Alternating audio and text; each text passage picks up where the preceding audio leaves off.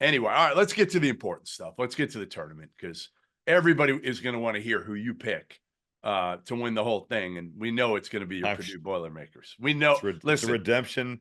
It's a redemption story, Jeff, just like in 2019.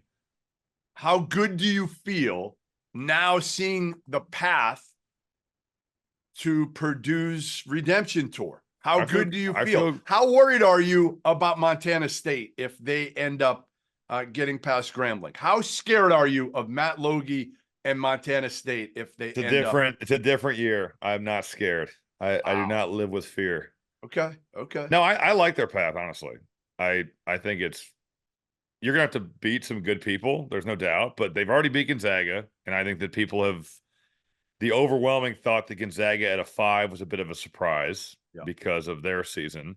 Kansas at the 4 is really banged up with McCullough and Dickinson. And I just don't think that they match up with Purdue well anyway.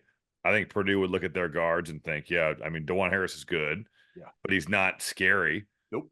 So it's a great matchup for them. It's a great matchup. Feels good about those. Certainly, Utah State. They've had a really good year out of the Mountain West. TCU's athletic. They get out and run, but I don't think that those teams scare Purdue. Certainly, Tennessee is the one. Now, Purdue has beaten them back in November in Hawaii in a really competitive game.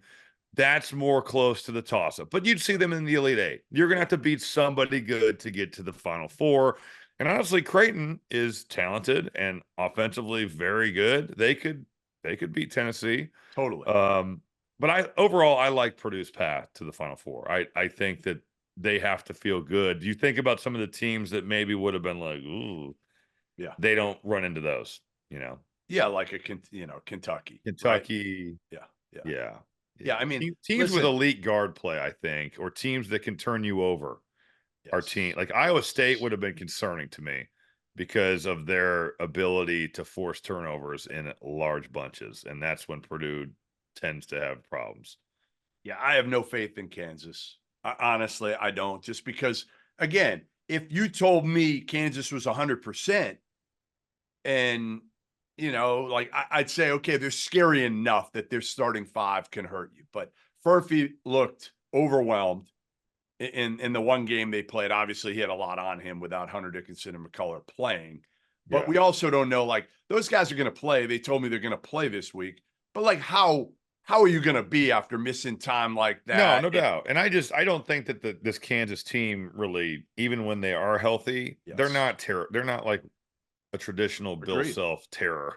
No. Where you're looking at this and you're like, dear God. How are we going to do this? They got 4 guys. Their depth is really poor. And one of them doesn't shoot. Yeah.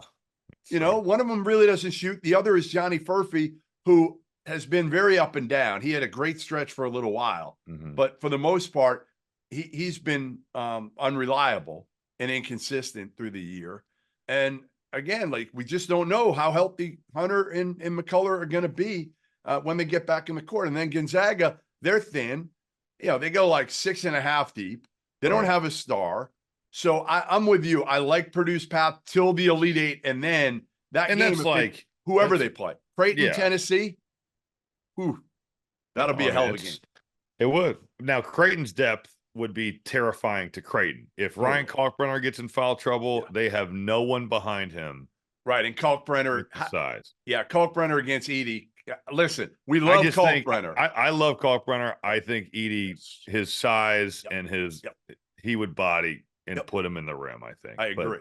But Kalkbrenner's a good defender, obviously.